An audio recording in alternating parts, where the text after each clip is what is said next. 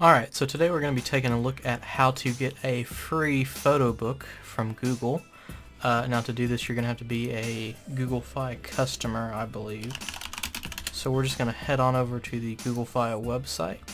Alright, once we're there we will see a little pop-up here, Happy Holidays from Google Fi. So what we're going to do is we'll just play the game real quick here.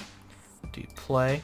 And this is exactly like the no internet offline Chrome game where you just press spacebar. So just play for a little bit here. You don't have to do any world record breaking with your score or anything like that.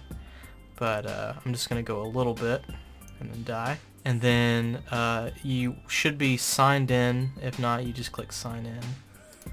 Then once you get there, once you're signed in and everything, you'll get a little pop-up here. You'll also receive an email with this as well. So as you can see, this is valid until February 28th. You can redeem this, I guess, in the Google Store, and you'll be able to get a free Google Photos book courtesy of Fi. So there you go. Have a Merry Christmas.